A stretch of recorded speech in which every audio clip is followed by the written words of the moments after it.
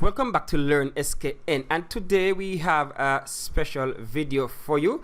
We are going to be looking at agricultural science again. We're going to continue where we left off last time, and so today we're looking at the flower. Last time we looked at the root, the leaves, the stem, and so today we're going to be looking at the flower. All right, so like I said before, this is high school agricultural science, and so we're not going too in depth with this whole explanation and everything like that. We're going to just keep it simple, keep it on the level of what CSEC wants. Speaking of which, let's look at the syllabus and see exactly what we are talking about here in terms of what we are looking at. So last time we would have covered, as I said before, the internal structure of the plant. We looked at the internal and external structure. We looked at the stem, the root, and the leaves, and so we are still to cover the flower, the seeds, the fruit. And so today we are going to be covering the flower. So let's just jump right into that presentation. So we have the flower here. The flower. What is a flower? A flower is a special shoot which houses the reproductive system of the plant. And so next time when you're looking at asexual versus sexual propagation or reproduction in plants, we are going to touch the flower again, of course, because the flower houses the reproductive system of a plant. And so we look at the diagram here before us, part of a flower.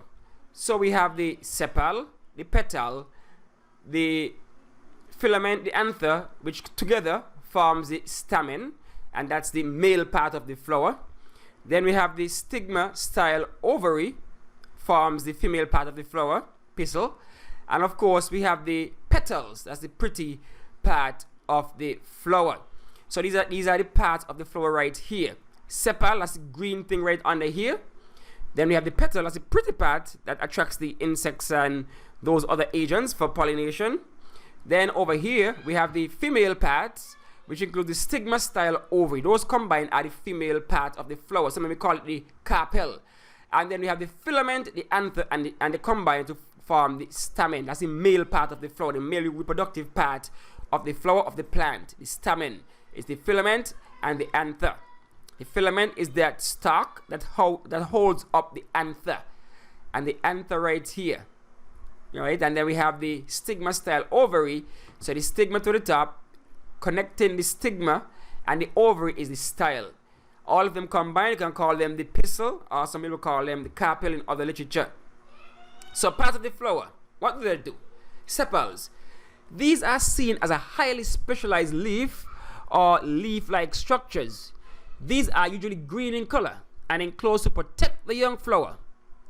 All sepals together are called the calyx. So you realize that anybody who has seen a flower before, you see that green part underneath. When the flower is young, before it opens up, before it blossoms, you see that green part underneath that encapsulate the petals. That is the sepal. Those are the sepals. They house the young flower. So when the flower is about to born, it's about to bloom, it blooms out of the sepals. And so anybody who sees a flower, those green parts, those are the sepals. And the main job of the sepal is to protect the young flower. Protect the young flower. And in some other cases, you can see it also helps to hold up the flower later on when it is properly bloomed. Moving right along in the parts of the flower, we're going to be looking now at the petals. That's what I said before, the petals. Now the petals, of course everybody could tell what the petals are. Those are the pretty part of the flower that attracts insects, bees, butterflies, and all those other agents that assist in pollination. So petals, these are usually brightly colored and lie within the sepals. Their main job or function is to attract insects, bees, butterflies, etc., which help in pollination. Some flowers release nectar, which bees use as a food source. We are going to look at the petals later on. Not the petals, but we're going to look at pollination versus fertilization later on. So on this slide, we are seeing the stamen, right? The stamen of the flower, various stamens right here. These are the male reproductive parts of the flower, as I said before. It is made up of two parts, the filament and the anther. The stamen makes the pollen grains, and you can see the diagram here showing all these different stamen and different plants, And I'm pretty sure you've seen these things. Maybe some of you all would have been familiar with playing what we call cock and hen, where you use these here and you hold one and somebody hold one, and who breaks the top off first wins. Those kind of games. Then you have the hibiscus tree right here. So the stamen is the male part, the male reproductive part of the flower. And the stamen contains the filament and the anther. And the stamen is where the pollen grain comes from. So the pollen grain flies from the stamen, goes to the stigma, but we'll get into that when we start looking at fertilization and pollination, but not right now. We're just looking at the parts of the flower and their functions. Following the stamen, we have the carpels, right? We'll call them pistil carpel. I'll go with carpels though, right? Carpels. The carpel is the female reproductive organ of the flower. It is made up of 3 different portions or parts. The ovary, where the seeds are formed, the style, which rises from the bottom of the ovary, and the stigma, upon which pollen grains fall. So the pollen grain move from the over on the anther over to the stigma, and that is called pollination. Just a heads up, right? The stigmas are usually rough and covered with sticky fluids, so pollen grains can stick on them. So that's the carpel. 3 parts in the carpel: stigma, style, ovary. Stigma, style, ovary. So the stigma is where the pollen grains would land, and they'll go down the style, enters the ovary, and if they fuse in there with the ovules, then we have fertilization. But we're going to look at that later on. So we have some examples right here. Some of them are zoomed in really close. Okay, we have the examples right here. So the bottom one showing the top part here, which shows the stigma, style coming down, and the ovary. Stigma, style, ovary. Right, you can see it in those diagrams. So before we move on, we're going to just run through looking at them again from the textbook. All right, the textbook has them nicely laid out right here. Parts of the flower. Let me zoom in a bit so we can all see.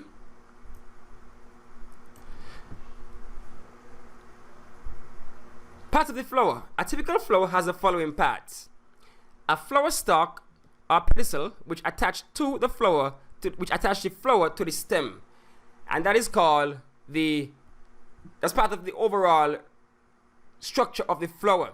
So the pedestal is that bottom part, like I was saying. Remember I told you guys that when the sepals, before they open, they protect the young flower, and it is connected to that pedestal that holds up the flower, right? So a flower stalk or pedestal, which attaches the flower to the stem. Then we have the receptacle, which is the swollen tip of the pedestal that all the other floral parts are attached to, including the sepals and everything. That's the receptacle. Then you have the calyx. That's a ring of sepals. The ring of sepal, called the calyx, which is usually green and protects the other flower parts when in a bud form. That's what I said earlier before. The sepals, one individual, but a group of them is called the calyx. Then you have the corolla, a ring of petals called the corolla, which usually brightly colored to attract pollinating insects. So, individually, petals. Together, the plural noun, corolla, which is usually brightly colored to attract pollinating insects, as we said earlier when referring to the petals. Then you have the stamens, the male part of the flower called a stamen. Each stamen consists of a filament or stalk that has an anther.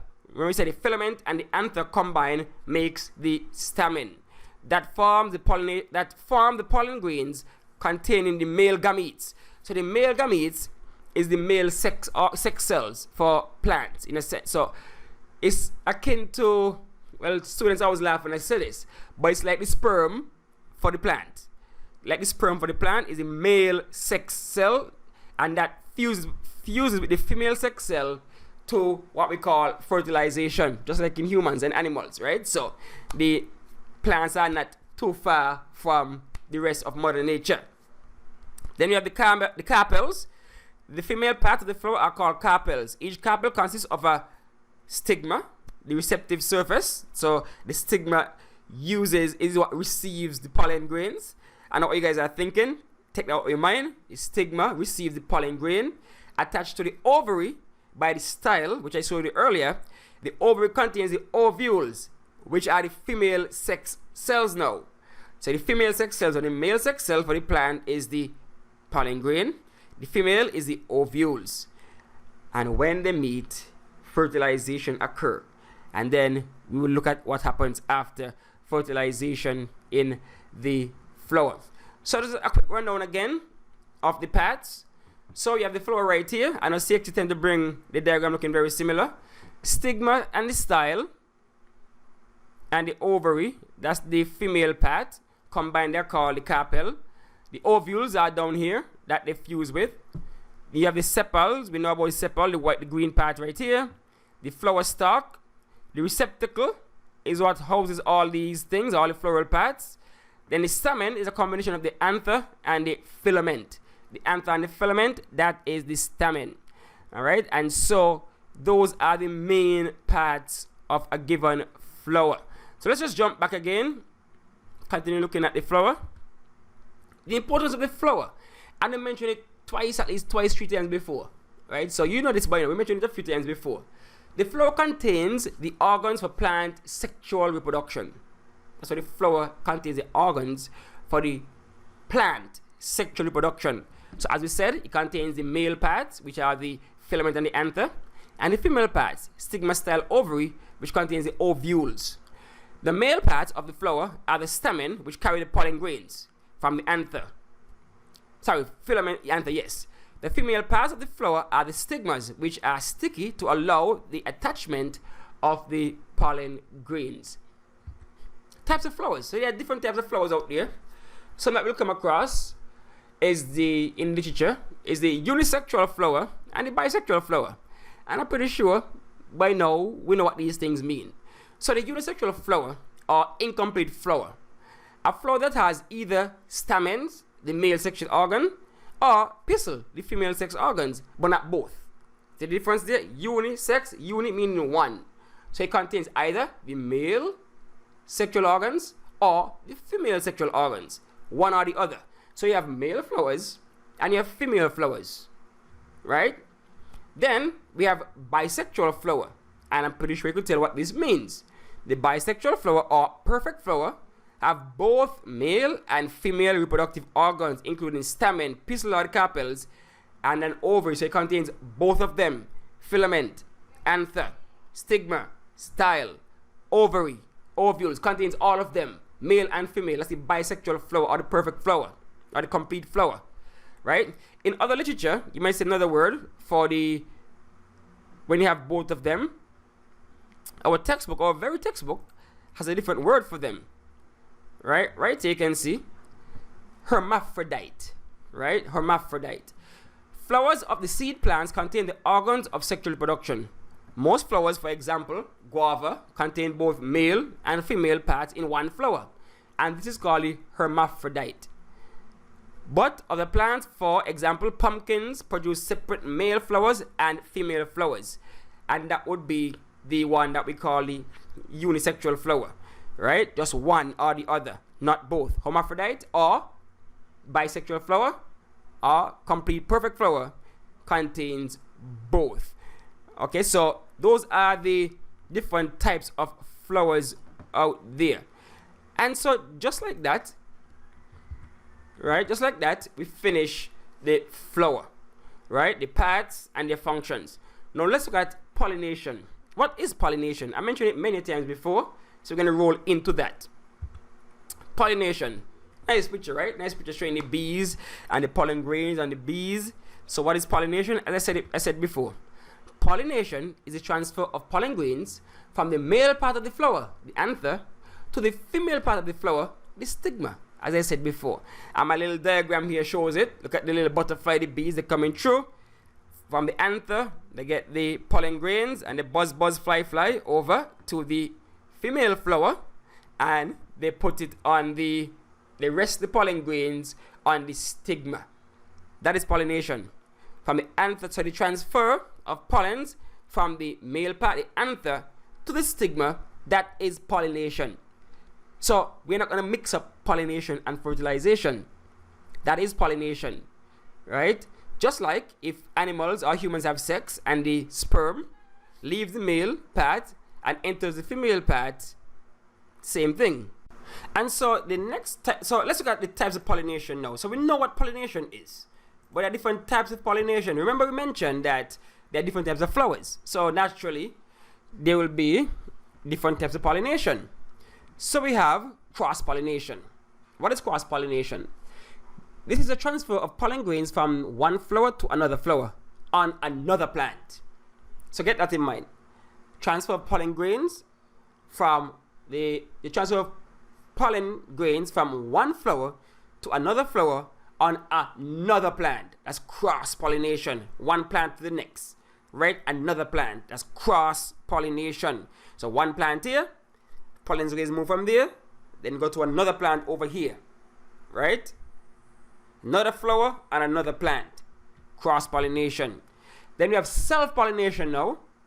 It's the transfer of pollen grains from the anther to the stigma of the same flower, right? The same flower. That is self-pollination. Remember I said that there are some flowers that they have both male and female organs. And so these are the ones that are capable of self-pollination. Same flower. So this anther, the pollen grains move from the anther to the stigma of the same flower, because they have the same, they have both organs. And so cross-pollination versus self-pollination. So we have some different agents right here of pollination. Of course, we have the wind.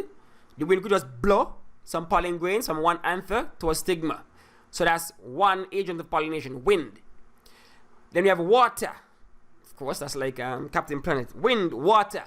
So water, imagine water falling and it drop on the anther of one flower, and then it collects some pollen grains, and then it goes down to the stigma of another flower, right? Then of course we have insects, right? Insects, butterfly, flies, bees, whatever, they can engage in pollination also. Humans, for sure, can actually take pollen grains from one flower and put it to the next flower, right? So that happens also. So we have them. The transfer of pollen grains may be done by all of the following agents: wind, insects, birds, other animals, water, and humans, right? So you can use your creativity, imagination to know how this can be done, right? Some animals might run through a flower bed, and the pollen grains brushes on their body, and then they deposit that pollen grain onto another flower in the same field. We know how the bees, hummingbirds, and the bees does it. They go look for nectar, pollen grains get stuck on their body, and they fly from flower to flower, and that is one way in which they can pollinate the flowers. And of course, the wind, as I said before, blow it onto the stigma from the anther. Human beings can actually carry out pollination. So those are some agents of pollination right there. And if we jump to our textbook, we have it outlined again here without all the fancy pictures. Pollination is the transfer of pollen from the anther to the stigma. In self-pollination, the pollen may be transferred from the anther to the stigma of the same flower or to another flower on the same plant. So keep that in mind, another flower on the same plant. Cross-pollination is when pollen is transferred from the anther of one flower to the stigma of another flower on a different plant of the same species. So self versus cross-pollination right there. Pollination is essential for the production of economic crops such as cereals and fruits. Increased pollination leads to increased yields, which results in higher income for the farmers. So let me pause there. So that is why it is so crucial, right? It's so crucial to ensure that the bees are not killed off. The bees are very, very important to the economic well-being of farmers, because the bees help them to increase their yields. And I've seen some of the CSEC questions was agriculture science that ask us the economic importance of the bee. The bee helps to pollinate more flowers, more plants, so the farmers can make more money when they get a higher yield. Cross-pollination is used in plant breeding to increase the vigor of species and produce plants that are more resistant to pests and diseases. Farmers are encouraged to place beehives in their orchards and to avoid excessive use of insecticides during flowering period of the crops. These measures increase the chance of cross-pollination. So what I note there is that if you want to, we're gonna look at that later on when you're looking at breeding, right? Because you can actually graft other plants, which is asexual, but you can actually pollinate other plants with other plants, close family, to get a different outcome, right? So if you have one, let's say a mango or whatever, that one is sour, one is sweet, one is disease resistant, but it's sweet, but it gets killed easily, you can, cross-pollinate those two and get a sturdier mango. Pollination can be done by people, birds, and other small animals, but the main agents are wind and insects. Wind pollination flowers and insect pollinated flowers are adapted to the method of pollination. And so we're going to look at that later on. We're looking at types of plants in terms of those that are dicotyledon and monocotyledon. That's when we're looking at the seeds. But either way, let's break them down to see the difference. So, a wind-pollinated flower versus an insect-pollinated flower. So the flowers are often small, petals and sepals may be absent, no scent. That's the wind-pollinated flower because, of course, they're going to be small because they're not there to attract any insects. And the scent is not there to attract anything. And so they're depending on the wind for that. The wind ain't got a nose, so the wind can't smell nothing, the wind can't see. Right? They are non-nectaries. So because no animal go in there to get any nectar. Because they are built for the wind to take them and send them to the other flowers. Anthers have long filaments and dangle outside the flower.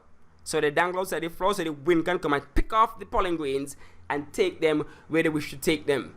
Stigmas are long and feathery to trap the pollen. So the stigma themselves, they are up there, long, feathery, so when the wind blows the pollen grains, they are trapped in the netting of the feathers of the stigma. Very large amount of pollen produced, of course, because you want to ensure that the wind takes some. You ain't going to take all, but some get caught in the wind and enable the plant to survive, to carry on its lifespan. Pollen grains are small, light, and smooth. Example, grasses, cereals, right? Most of these grasses and cereals tend to be monocotyledonous plants. Then we have the insect-pollinated flowers. Flowers are often large with brightly colored petals to attract insects. Maybe scented, okay, because we want to attract insects, birds, and those things. Nectaries produce sugary nectar to attract insects. Anthers have soft, short filament and are fixed inside the flower. Stigmas are sticky so that the pollen from the insect's body attaches. Much smaller amounts of pollen produced. Pollen grains are heavier and sticky. The outer wall is often sculpted. So you see the difference right there, like beans and guavas. Right, we see the difference there because they evolved to take advantage of the various methods of pollination.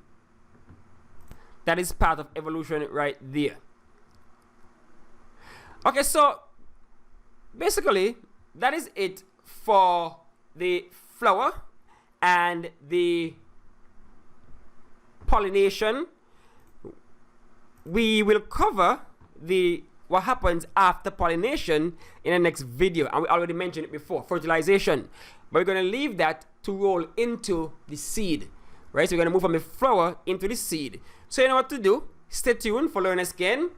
So subscribe to the channel, hit the like button, share the content, and know that school has started in September, and so there'll be more videos coming to you from Learn SKN. Alright, so stay tuned. Thanks for watching. Thanks for listening.